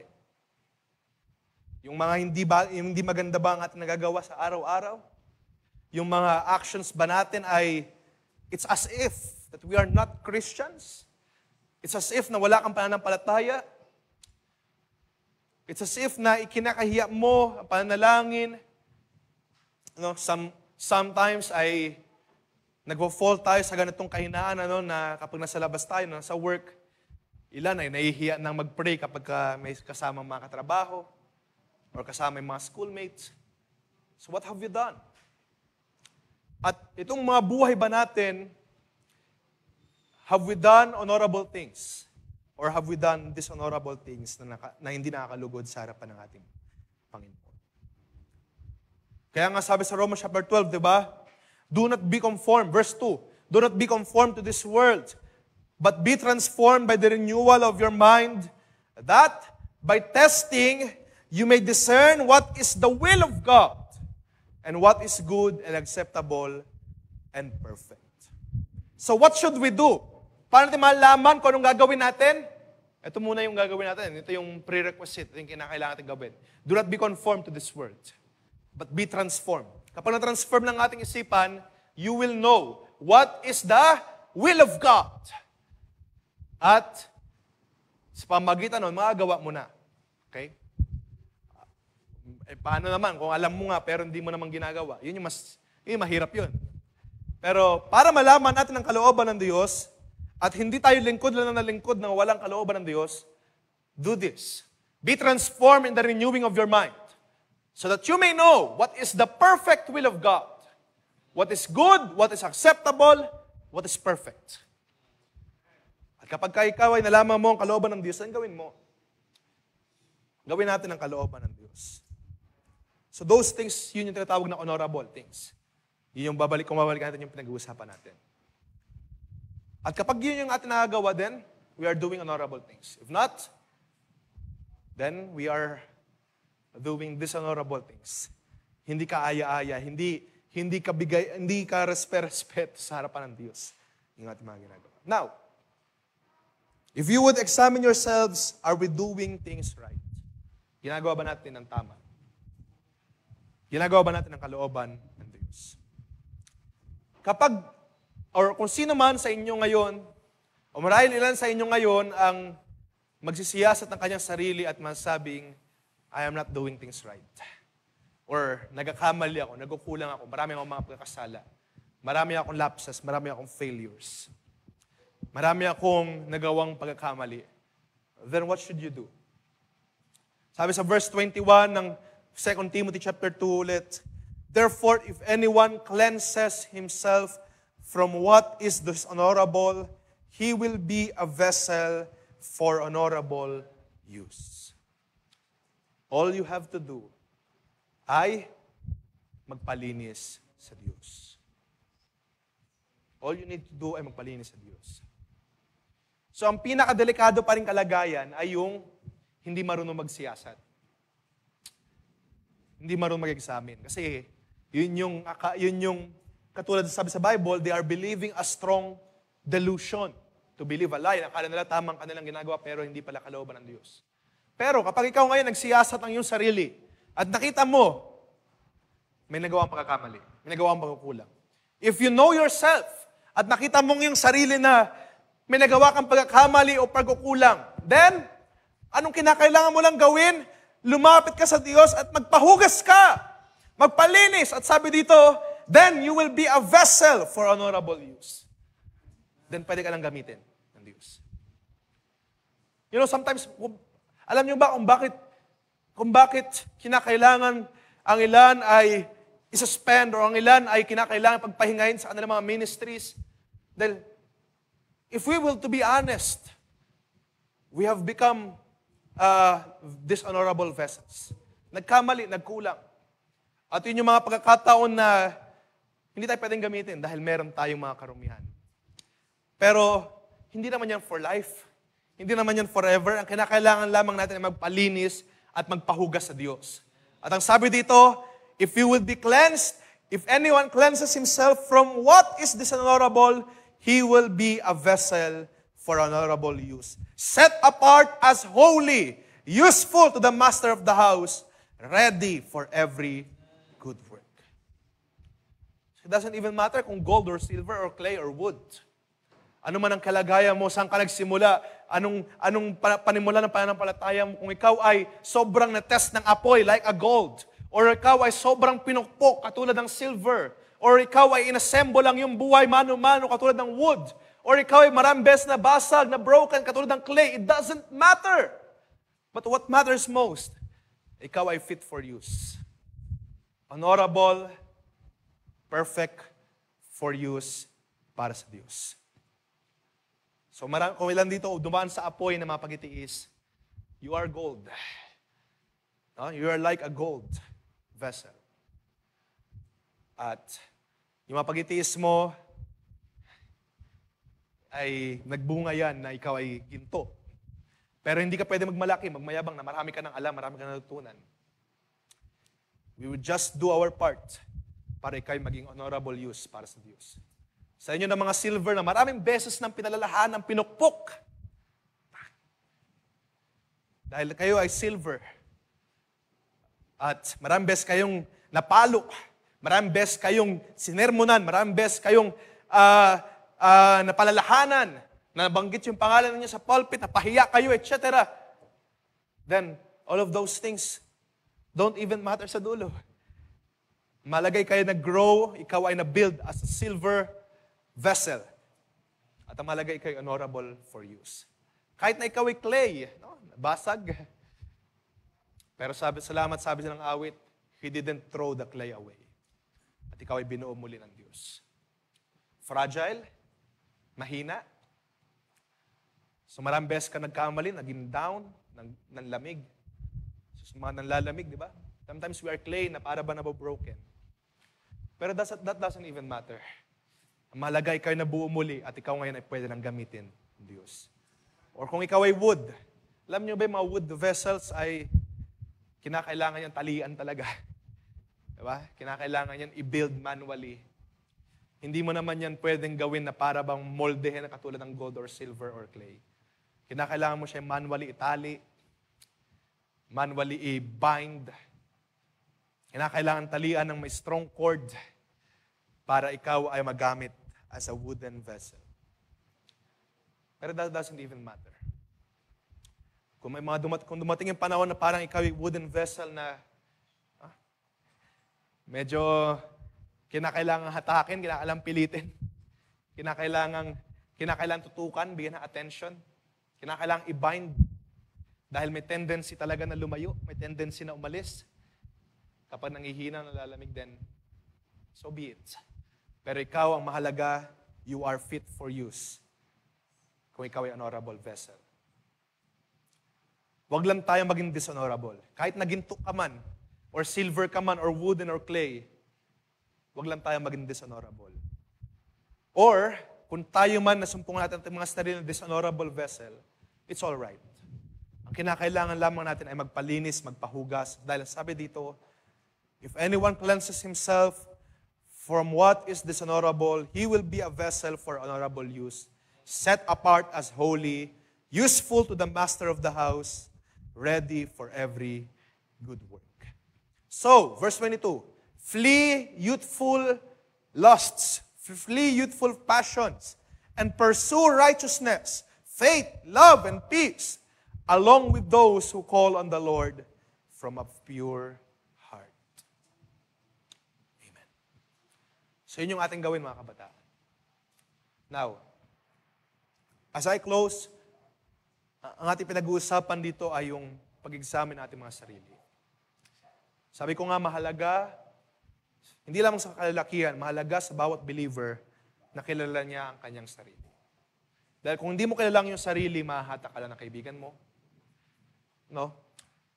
Dahil wala kang sense of identity, pwede kang hatakin ng kaibigan mo kung anong fashion nila, kung anong gusto nila, gagawin mo. Kapag inaasar ka dito, ini-influence ka dito, gagawin mo dahil wala kang identity. Pero mga kabataan, binigyan kayo ng identity and your identity is sons and daughters of God. Sa Peter, ang sabi doon, you are a holy nation. Binasa kanina, di ba? A holy nation, a peculiar people, God's chosen people. Nang sabi doon, ang purpose nyo, who will bring forth the praises of Him who called you out of darkness into His marvelous light. That is who you are. May identity ka. Hindi ka katulad ng sanlibutan. At kung kilala mo kung sino ka, kung kilala mo yung identity mo, then, yun yung gagawin mo. Yun yung isa sa buhay mo dahil yun yung sino ka. Yun yung identity mo. Kaya nga, marami mga pag-uturo sa banal na kasulatan. Isa pa, sa Lamentations chapter 3. So let's read all together. Lamentations chapter 3, verse 40. Sabi doon, let us test and examine our ways and return to the Lord. So ang purpose ng pag-test, ng pag-examine natin ng ating mga sarili ay hindi para makita mo, ay, wala na akong pag-asa. Ay, nagkamali ako, nadapa ako, wala na akong pag-asa. But, para ang mga Kristiyano ay bumalik sa Diyos. So sa mga marunong mag-test, magsiyasat ng kanilang sarili, kapag kilala ninyo, nakilala ninyo ang inyong mga pagkakamali, ang inyong mga kasalanan, anong kinakailangan gawin? Lumapit sa Diyos. Bumalik sa Diyos. Sila naman nakakilala, nakarecognize ng kanilang mga lapses. Dahil lahat naman tayo nagkakamali eh. Lahat naman tayo nagkakalapses. It's all right, it's okay. Pero hindi ko pwedeng sabihin na it's normal. Dahil hindi yan normal. Dahil kailangan natin ipaayos yan sa Diyos. Okay? Pero it's okay kung magkakamali, magkukulang tayo dahil ang biyaya ng Diyos ay sapat-sapat para maglinis, hindi lamang basta magpatawad. Maglinis, totally hugasan tayo, alisin yung mga kasalanan sa ating mga buhay. That's the power of blood of Jesus Christ. Hindi lamang yan para magpatawad. Kasi kapag pinatawad, may tendency pa rin gawing ulit eh. Ang ginagawa ng dugo ni Kristo ay naglilinis, naghuhugas. Para totally yung kasalanan mo, hindi lamang basta patawarin, kundi alisin sa iyo. So kapag na-test mo, na-examine mo ang iyong sarili, sino ba tayo? No? Makikita mo atin ang mga sarili. Ang sabi sa mga ilang mga quotes, 'di ba? Ang salita ng Diyos, ito yung ating salamin. Sabi sa James, ang isang tao na nakikinig ng salita ng Diyos pero hindi ginagawa, ay parang katulad siya sa isang nanalamin, tapos pagkatalikod ng salamin, nakalimutan na niya kung sino siya. Ibig sabihin, pwede natin sabihin na ganito, nasa church ka, nanalamin ka sa banasulatan, pero paglabas mo sa sanlibutan, nakalimutan mo na Kristiyano ka pala. Sila yung mga hearers of the word, pero hindi doers. So, kaya meron tayong kinakailangang pag-examine. Pag-test na ating mga sarili. Let us test ourselves. Let us examine ourselves in the Word of God. Sa tama at mali, sa liwanag ng salita ng Diyos. At kapag nakita mo yung sarili na nagkamali, nagkulang, anong gagawin natin? Bumalik tayo sa Diyos. May isa pang danger, mga kabataan, na gustong iwan bago tayo magtapos. May isa pang danger sa pag-examine. Pagsiyasat natin mga sarili. Sometimes, sabi ko nga, may tendency kapag nakita mo ang iyong sarili, in-examine mo ang iyong sarili, makita mo ang iyong sarili na malayo sa Diyos. May examine mo ang iyong sarili dahil nakilala mo ang iyong sarili, na-examine mo na hindi ako ito. Malayo ako sa Diyos. Nalalamig ako, nangihina ako. And there is a danger kung hindi natin iingatan na baka dahil sa mga darkness na nakita mo, deep in your heart, there is a danger na baka ikaw ay magwallow or magstay or ang sarili mo ay totally makain ng kadiliman na yan nasa iyong mga puso. Nakita mo kadiliman, ay, layo ko na sa Diyos. Hayaan ko na lang. Yung inaction natin, pag-examine natin mga sarili, nakita natin na malayo tayo sa Diyos, wala tayong action na ginagawa. Wala tayong response na ginagawa. And that is dangerous. Delikado yun. Dahil nakita mo na ikaw ay malayo sa Diyos, pero wala kang ginagawa sa iyong sarili. So what should we do? Kapag madilim sa iyong puso, open your windows. Open the windows of your heart. At pagbuksan mo, ang sabi sa mga kasulatan, Jesus Christ is the light of the world. So kung madilim ang makita mo, kung mag-examine kayo ngayon ng inyong mga sarili, tayo ngayon ng ating mga sarili, at makita mo malayo ka sa Diyos, nandidilim, then let's open the windows of our hearts. Huwag ka manatili dyan sa kadiliman. At ang purpose para mag-test na examine natin mga sarili, katulad na binasa natin sa Lamentations, is for you to return to the Lord, to repent, and go back to God. At yun yung purpose ng self-examination. Ang kinakailangan gawin. Sa 1 John chapter 1, verse 5, ito yung aking pagtatapos. Last couple of verses. 1 John chapter 1, verse 5. This is the message we have heard from Him and proclaimed to you, that God is light, and in Him is no darkness at all. Ang Diyos ay liwanag at sa Kanya ay walang kadiliman. Walang kadiliman. There is no darkness in Him. So kung madiliman tayo, nandidiliman ng ating mga puso ngayon, malayo sa Diyos, nasiyasat mo ang iyong sarili na para bang dishonorable for use, then don't feel bad, don't feel down on yourself. Kinakailangan mo ay lumapit sa Diyos. No? Meron kasing tendency na, nalalamig ako, hindi mo na ako a-attend, or hindi mo na ako magpapatuloy, hindi mo na ako maglilingkod. That is not the answer. Ang answer natin ay itong liwanag. God is light. Kung nandidilimang yung puso, hindi lalong sagot yung manatili ka sa kadiliman. But the answer is yung liwanag. That God is light. Kung ikaw ay nanlalamig, ano bang sagot sa panlalamig? Kinakailangan mo na something warm, something hot. Noong mga nakaraan na malalamig yung panahon, di ba, ilan sa inyo nagkikrave sa sopas, nagkrave sa kape, nagkrave sa chocolate. Yun yung sagot sa malamig, di ba? Pero sa mga spiritual na kalagayan, kapag nalalamig, so ano sa tingin ninyo yung sagot? Sagot sa banal na kasulatan ay ito, nagsasabi, for our God is a consuming fire.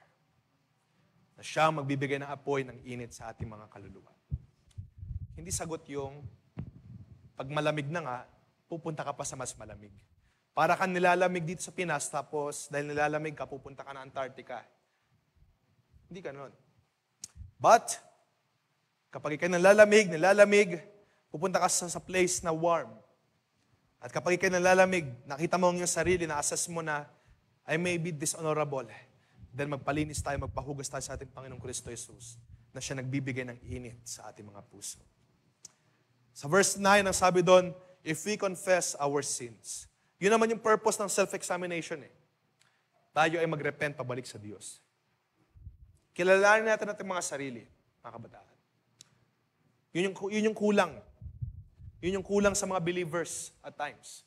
Mabilis tayong magpuna, mabilis tayong magturo, mabilis tayong sabi natin mangutya. Kapag may nakita tayo nagkakamali, nanghihina, nanlalamig, mabilis tayong mag-point out na si ganito nanlalamig, si ganito nanghihina, si ganito wala, si ganito, and so on and so forth. We are quick to do that. Pero we are not quick to assess ourselves. So mag-assess tayo natin mga sarili, magsiyasat, kilalanin ninyo ang inyong sarili. Ano ba yung mga pagkakamali, kahinaan ninyo? Huwag niyong ipasawalang bahala yan. Bigyan nyo ng panahon, laanan nyo ng panahon sa panalangin, sa pag-iwas sa mga karumihan na paulit-ulit yung nagagawa. Bigyan nyo ng panahon. Diba? Parang self-improvement lang yan. Halimbawa, sa sports, basketball, sabi natin ganyan. Kung hindi ka marunong mag-basketball, lalaanan mo ng oras para mag-practice, mag-training.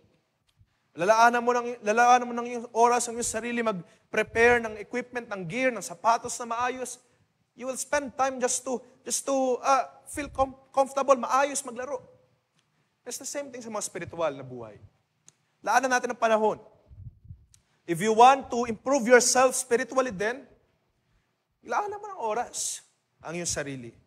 Mag-meditate, kilalanin ang iyong sarili, ano bang mga weaknesses ko? Lord, patawarin mo ako sa mga bagay na ito. Patawarin mo ako sa mga kasalanan ng mga karumihan at magpaturo pa tayo sa Diyos. Magpaturo pa tayo sa Kanyang mga salita. That is the purpose ng ating self-examination na ginagawa. If we confess our sins, kung tayo ay magpapalinis, magpapahugas sa ating Panginoong Kristo Jesus, sabi doon, He is faithful and just to forgive us our sins and to cleanse us from all unrighteousness. Yun yung kayang gawin ng Diyos sa ating mga buhay. So mga kabataan, mahalaga ang pagkilala sa ating mga sarili. Know yourself. Ano ba mga limitations mo? Ano ba mga weaknesses mo? At sa pagkilala mo ng iyong sarili, know this as well. Na sa lahat ng bagay, hindi natin kaya sa ating mga sarili. Kinakailangan natin ang kalakasan ng Diyos na siyang kaya magbago, maglinis, maghugas ng ating mga buhay. So asa sa ating mga sarili everyday, kung ilan sa inyo ay ginaganahan na sinisipagan mag-journal kayo. I-assess ninyo ang inyong sarili daily. What have you done? Ano mga bagay na pagkakamali, mga lapses din? Magkaroon tayo ng self-realization, actualization. At magpasalamat tayo sa Diyos. Kung kinakailangan magpahugas, magpalinis sa Diyos, huwag natin patagalin pa. Repent right now! At tayo ay magpahugas sa ating Panginoon. At salamat sa biyaya ng Diyos na nagsasabi sa kanyang salita, kung tayo ay mag-confess na ating mga kasalanan, He is faithful and just to forgive us our sins. Purihin ang ating Panginoon sa mga sandaling ito. At bayaan na itong mga bagay na ito na ating nakita, nabasa sa mga sulatan, ay magkaroon ng pagtuturo at reminder para sa bawat isa sa atin. Let us all stand. Tayo magtatapos sa ating gawain sa mga sandaling ito. Purihin ang ating Panginoon. At babalik ko sa ating MC, pero Brother Sam ay pwede mo nang idiretso sa prayer. Give time sa ilang mga meeting pa na gagawin after this service. Mga kapatid, let's continue to pray para sa bawat isa. At naniniwala ako na ang Diyos ang siyang tutulong sa ating mga buhay, agapay sa atin. Alam nyo, katulad ng lagi kong sinasabi sa inyo, hindi madali ang buhay ng Kristiyano. Hindi madali. Welcome to the reality ng buhay. Kung yung buhay itself ay hindi madali, lalong-lalo na ang buhay Kristiyano, dahil sabi sa banal na sulatan, strive to enter into the narrow gate. So mahirap yan. Pero don't be hard on yourself kapag ikaw'y nagkamali o nagkulang. Ang sabi sa banal na sulatan, kung ikaw ay magkamali, madapa, magkulang, lumapit ka sa Diyos at humingi ng tawad. Confess ang iyong mistakes. At ang Diyos ang siyang tutulong sa atin. So sa lahat ng ating mga limitations, ang Diyos ang siyang ating kakumpletuhan. I want us to sing the song complete sa pagkatapos. Pero before that, I want to leave an encouragement sa inyong mga kabataan. Na sa mga sandaling ito, ay matuto tayo mag-check, magsiyasat ng ating mga sarili. At kilalanin natin ang ating mga sarili. Huwag tayo maglilingkod sa Diyos nang hindi nyo kilala kung sino kayo. Hindi ko kayo kilala, pero one description na nagsasabi sa inyo sa banal na sulatan ay lagi niyong panghawakan. Sabi doon, you are sons and daughters of God. You are a child of a king. You are a Christian. Ikaw ay pinatawad ng Diyos, kinahabagan, inibig. That is who you are. At sa tuwing ma-recognize mo, ma-examine mo ang iyong sarili, totoo talaga marami pa tayong lapses, pagkukulang. Diyan papasok yung kalakasan na nagmumula sa Diyos. Katulad ng sabi ni Pablo, I will boast all the more gladly in my infirmities, in my lapses, in my weakness, so that the power of Christ may rest upon me. Totoo yun. Kapag na-examine tayo ating mga sarili, may lapses talaga. May mga weaknesses pa talaga. May mga faults pa. I do believe up until na baguhin tayo ng Diyos instantly, talagang may makita tayong weaknesses. Every time, every day that we examine ourselves. Up until nakunin tayo, baguhin ang ating katawan ni Kristo Jesus, may kita natin ang ating mga laman, ang ating mga weaknesses, mga faults. So don't be discouraged. Kung ngayon ay nalalamig tayo, nanghihina tayo, dahil sa maraming mga bagay na ginawa ng kaaway, don't be discouraged. Magpatuloy lamang tayo. Lumapit tayo sa ating Panginoong Kristo Jesus. If you examine yourselves, so you have done the first step. Huwag tayo matutulad sa mga hindi marunong mag-examine ng kanilang mga sarili. Hindi marunong kumilala ng kanilang mga sarili. They are boastful, they are proud. Pero as for us, examine yourselves. Siyasatin natin. And know this. Totoo, marami pa tayong kakulangan, kahinaan. That is the truth. Pero huwag kayong mag-alala. Ang supisyente natin ay na kay Kristo Jesus. Ang kumpletuhan natin ay nasa ating Panginoong Kristo Jesus. So sa anumang mga ating mga pangailangan, lumapit tayo sa ating Panginoong Kristo Jesus. And I challenge all of you. Every gawain naman lagi ko kang challenge. Pero I challenge all of you right now to have a self-examination. Who you are? Who are you? Sabihan ng Diyos. Anong kalagayan mo? Ano ang mga bagay na nagawa mo? And right now, if you feel na nalalamig ka, nanghihina ka, what are the things that have caused it? Perhaps nagukulang tayo sa pananalangin. Perhaps may nagawa tayong kasalanan na malaki. Perhaps may nagawa tayong pagkakamali, pagkukulang. What is it? At ang sabi sa banal na kasulatan, confess your sins to God. He is faithful and just to forgive us. If it seems na para ba tayong mga dishonorable na kalagayan, sabi doon, cleanse yourself from those things na dishonorable. At ikaw ay magiging katanggap-tanggap na gamitin. Perfect for use sa ating Panginoong Kristo Jesus. So that's what we will do, mga kabataan. Right now, kung masiyasat mo ang iyong sarili na nanlalamig, nangihina, maraming mga pagkakamali, then open your arms and say, Lord, kailangan kita. Kailangan ka namin, Lord. At ikaw ang aking completion. I will be complete in you. Katulad ng ating awitin, let's say, Lord, here I am. Here I am. I bring this sacrifice. I bring my life to you, Lord. At ikaw ang magpakompleto sa aking puso, sa aking buhay. Kailangan natin ng Diyos, mga kabataan.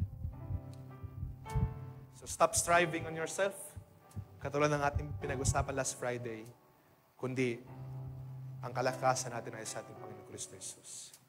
So let us sing this song with all our hearts, with all our understanding. Bayan sa mga sandaling ito ay sambahin natin ang Diyos sa Espiritu Katotohanan. If you truly need right now ang paggawa ng Diyos sa iyong buhay,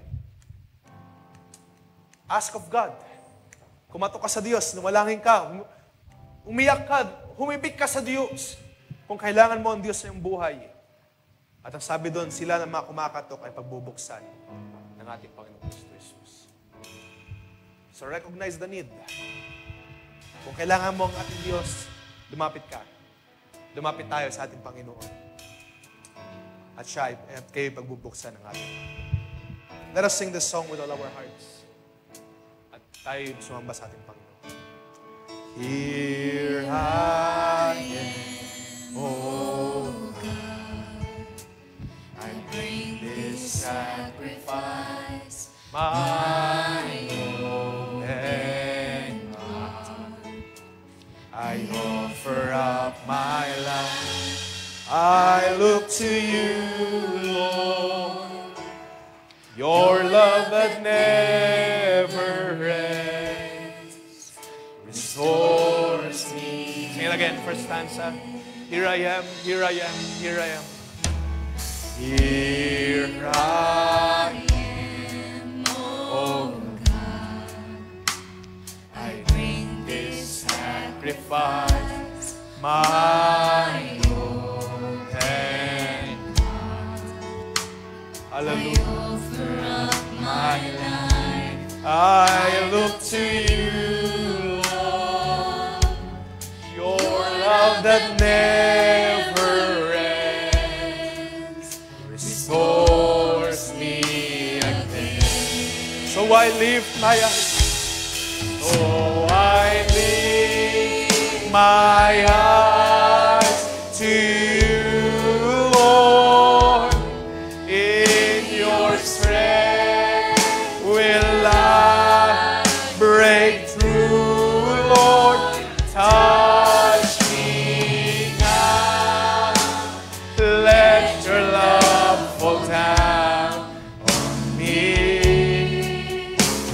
I know your love dispels all my fears.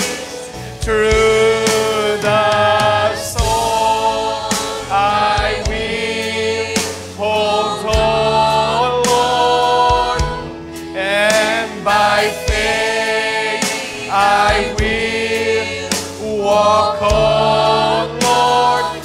Then I'll see beyond my Calvary. Hallelujah. One day, and I will be complete in you. Sige na first stanza. Let's give worship to our God sa mga sandaling ito. Hallelujah, hallelujah. Here I am, Lord Jesus. I bring my life to you, Lord. My open heart. I offer up my life. I look to you, Lord. Your love that never ends restores me again. Let us sing. So I lift my eyes. So I lift my eyes to you, Lord. In your strength, yes, Lord, will I break through, Lord. Touch me now. Let your love fall down on me. I know your love dispels all my fears.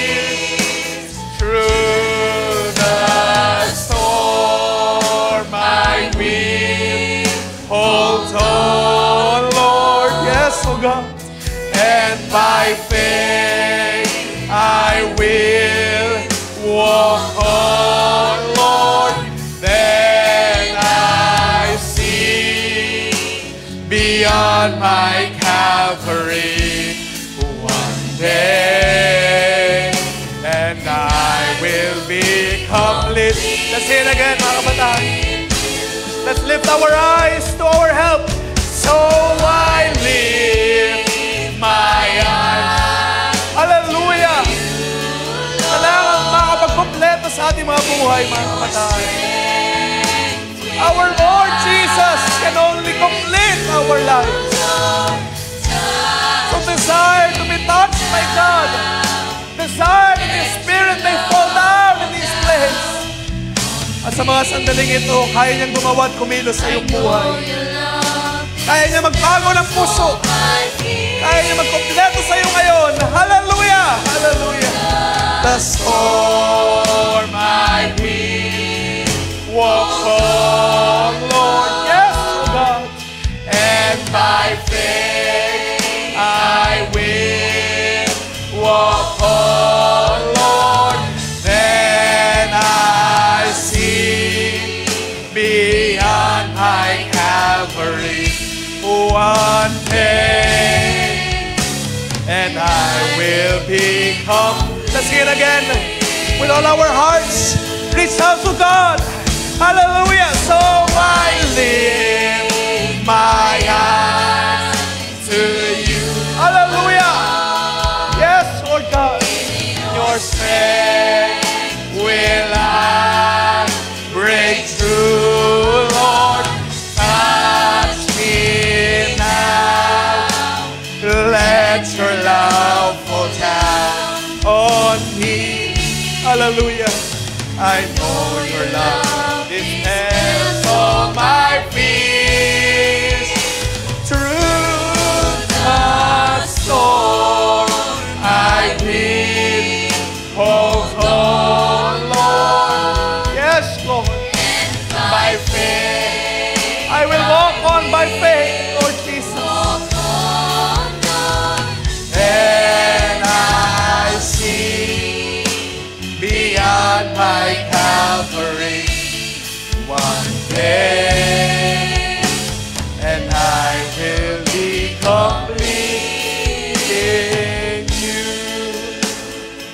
Hallelujah.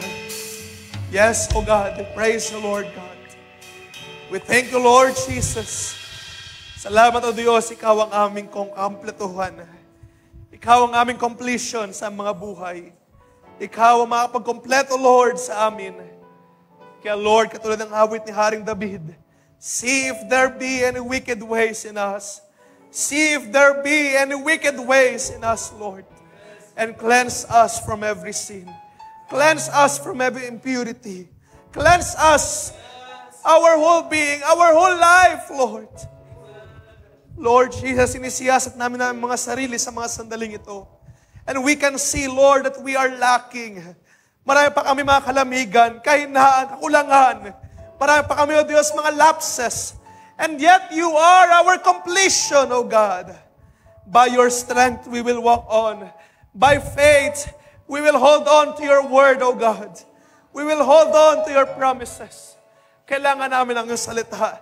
Kailangan ng mga kabataang ito ang paglilinis, paghuhugas ng iyong Santong Espiritu, O Diyos.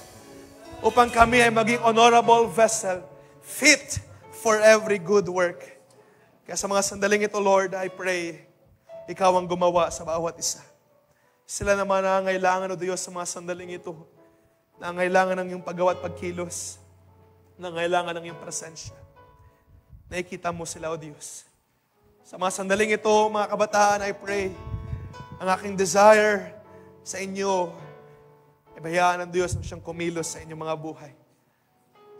Gumawa sa inyong mga buhay sa panahon na pagre-realize ng pag-examine natin mga sarili, makita natin ang Diyos lamang ang siyang ating akumpletuhan sa ating mga buhay. Tayo manalangin sa pagkatapos, hindi ko na babalik sa ating MC to save time. Gayunpaman, who among you here ang nakapag-examine ng kanilang mga sarili and yet they have seen themselves fail. They have seen themselves na lalamig, nangihinha. Nakita nila ang kanilang sarili na may mga kulangan, may mga lapses pa. Who among you ang nakita, na-examine ang iyong sarili na kulang. Na-examine ang kanilang sarili na maraming pa pagkakamali, kahinaan. Na-examine ang kanilang sarili ng marami pang mga panahon ng kalumbayan, kalungkutan. Importante na makilala mong iyong sarili ngayon. Huwag kang pupunta sa presensya ng Diyos na ikaw ay nagpapanggap. Huwag kang paparito sa presensya ng Diyos na ikaw ay nagpapakunwari. Lumapit ka just as you are. At sa anumang mga pangailangan mo, sapat ang salita ng Diyos na nagsasabi na if you would confess your sins, He is faithful and just to forgive us. So lumapit tayo ngayon with a true heart, with a true conscience. Hindi tayo mapagkunwari sa Diyos, mapaglihim sa Diyos. Ano mang mga bagay na pangailangan natin? Ano mang mga bagay na kakulangan pa natin? Lumapit tayo sa ating Panginoong Kristo Jesus na siyang ating kakumpletuhan. Mga kabataan, lumapit tayo sa ating Diyos. Kailangan natin ng Diyos sa ating mga buhay sapagkat di natin kaya mabuhay ng ating mga sarili lang. Purihin ang ating Panginoon, tayo muko at manalangin. Nakita namin Diyos, mahabagin naming Ama sa langit. Kapasalamat kami sa mga sandaling ito dahil tunay nga na Ikaw ang gumawa, kumilos sa aming kalagitnaan. Through the simplicity of your word, Lord, we can see what you want us to see. We can see, Lord, we can hear your presence. We can feel that you are here in this place. Na gumagawa, kumikilos, nagpapaalala, nagmumuldi sa bawat isa. Panginoon namin Diyos, right now at this very moment, lumalapit kami sa iyo. Nakikilala mo ang aming mga kalagayan, nalalaman mo ang lahat-lahat sa amin. Tinuturuan mo rin kami mag-assess. Kumilala sa aming mga pagkakamali. Kumilala sa aming mga kulangan. Kumilala sa aming mga lapses. At lumapit sa iyo na ikaw ang source ng lahat ng mga bagay. Maraming salamat sa biyaya mo nang sabi sa iyong mga salita na ikaw ang Diyos na nagpapatawad. Ikaw ang Diyos na tumutulong, umaagapay sa amin. Ikaw ang Diyos na umaalalay sa amin. Ikaw ang Diyos na hindi nagpapabahaya. Hindi ka nakakalimot sa iyong mga pangako, sa iyong mga salita. Maraming salamat, ikaw ang Diyos na ang iyong biyaya at habag ay hindi masukat. Maraming salamat, Lord. At kung kami ay humihingi ng patawad sa aming mga kulangan, sa aming mga lapses, sa aming mga mistakes, sa aming mga wrongdoing, sa aming mga shortcomings. Father God, you know it all. Lahat ng bagay ay walang lingid sa iyo, Diyos. Kaya right now, lumalapit kami sa iyo at nagsasabi, Father God, forgive us of our sins. See if there be any wicked ways sa amin and cleanse us from every sin. Ano mga bagay, O Diyos, na pilit inaagaw ng kaaway sa amin, may you restore it, Lord. Ano man, Lord, mga kalamigan, panghihina na dinulot ng kaaway through many circumstances. Father God, I pray na Ikaw ang gumawa sa bawat isa. Ikaw ang magbigay init sa mga nalalamig. Ikaw ang magbigay ng liwanag sa mga naliligawan landas. Ikaw, O Diyos, ang magtuwid, magsaayos sa mga mas bata pa. Ikaw, O Diyos, ang mag-guide sa mga may edad na. At sa bawat isa na nangangailangan ng iyong paggawa, kumilos ka sa kanilang mga buhay. At bayaang makita namin na wala kami magawa sa mundong ito nang kami lang. Ikaw ang aming kailangan, O Diyos, sa aming mga buhay. Kailangan ka namin sa iyong sa bawat araw, sa bawat sandali. Kaya sa mga sandaling ito, O Diyos, kami lumalapit sa iyo, humihingi ng abag at awa, at Ikaw ang siyang tumulong sa amin. Help our unbelief, Lord. Help, Lord, ang mga kahinaan. Help mo, Lord, ang mga kakulangan pa. Palakasin mo pa kami sa pananampalataya at pagtibayin mo pa ang mga kabataang ito. So that, Lord, hindi lamang basta dumami aming mga bilang. Ang higit sa lahat na tinitignan mo ay kami ay ma-found tumatag sa bato na si Kristo Jesus. Kaya, Lord, palakasin mo pa kami, palakasin mo bawat isa. Ano mga kahinaan, panlalamig, and ano mga causes na ito, Lord, may it be broken down at your feet. At kami ay lumakad na may kalakasan day by day na naglilingkod sa iyo. Father God, alam mo pangailangan ng bawat isa, from the students here, ng mga workers, online workers, company workers. Father God, nalalaman mo pangailangan ng bawat isa. And I pray na sila i-address mo, Lord. Tulungan mo, Panginoon, sa kanilang mga trabaho, paglalakbay, marahil ang ilang naglalakbay, motorsiklo, kotse, co-commute. Father God, may you bless them. Ingatan mo sa kanilang mga biyahe, ingatan mo sa kanilang mga trabaho. Sa mga nag-aaral, Lord, mga nag-commute na pag-aaral, ingatan mo sila. At Lord, ilayo mo sa mga gawa ng kaaway. At kung dumating man ang pagkakataon na sila ay lapitan ng kaaway, bayaan, Lord, isugo mo ang kaligtasan. Isugo mo ang protection mo. Hide us in the shadow of your wings. Upang makita namin ang mga sarili that we are Christians. We are not of this world. We are sons and daughters of God.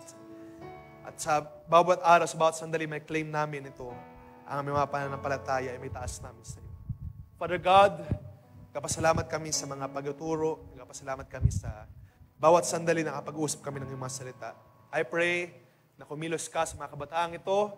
I-equip mo pa, O Diyos, ng iyong mga salita, ng katotohanan. Patibayan mo sa paggawa ng mabuti. Bigyan mo, Diyos, ng patuloy na pag-ibig sa ministry, pag-ibig upang i-preach, ipakalat ang iyong salita. Pag-ibig, Lord, upang umabot ng mga kaluluwa na nalalamig ng ihina. Pasaganahin mong pag-ibig sa church na ito, sa mga youths na ito. Bayaan, Lord, pasimulan sa mga kabataan ang pag-ibig, ang pagmamahal sa gawain, pagmamahal sa iyo at pagmamahal sa bawat isa. At bayaan, Lord, na kami ay lumakad na sabi mo sa iyong mga salita, sabi ni Pablo kay Timothy, let no one despise our youth. But Lord, by your grace, be an example to the believers in faith, in purity, and in conduct. Pagpalay mong bawat isa, Lord, bayaan sa aming pag-uwi, ingatan mo kami. Ano mga kapahamakan that the devil has placed, ay ikaw ang siyang mag-alis upang ikaw Diyos ang makapurihan sa buhay ng mga kabataang ito makauwi safe and sound. Pagpalay mong bawat isa, Lord, young and adult, ikaw, Diyos, mag-bless sa kanilang mga buhay, mga decisions, mga plans na gagawin, Father God. Turuan mong bawat isa na mag-consult lagi sa iyo. At marunong mag-consult sa mga manggagawa, sa mga elders, even, Lord, sa mga kuya, mga ate, so that we may know what is the right will of you, Lord. At kami lumakad sa iyong kalooban. Hindi kami, ayaw namin masumpungan ang mga sarili na doing you a service without your will. Kundi Lord, we want to live na naaayon lamang sa iyong kalooban. Pagpalain mong bawat isa, anumang mga pangailangan, Lord, financial, spiritual, physical na pangailangan, akin dinadalangin sa pangalan ng Panginoong Kristo Jesus ang katugunan sa lahat ng mga pangailangan. At ikaw, O Diyos, ay napatunayan na namin na hindi nagpabaya. Kaya ang aking dalangin, patunayan mo minsan pa na ikaw ang Diyos na makapangyarihan. At sa bawat isa na nandito, Lord, bago kami tuluyan magtapos, sa bawat isa na nandito na nasiyasat niya ang kanyang sarili, na marahil nanlalayo, nanlalamig, nangihina dahil sa maraming mga ginagawa ng kaaway. Father God, cleanse us.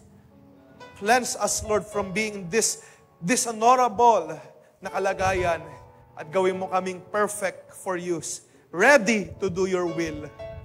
Make us, Lord, more like you every day. At bayaan, Lord, by your grace, magawa namin ang iyong kalooban. Pagpalain mong bawat isa, Lord, at ang pag-iingat ay sa bawat isa until sa mga susunod na gawain, until sa iyong pagbabalik. Mabalik lamang sa iyong papuri, pagdakila, pasalamat o Diyos, sa tangi at banal na pangalan ng Panginoong Kristo, Jesus. Amen. Praise the Lord. Maaari ba natin palakpakan natin, Panginoon? We are now dismissed ating gawain.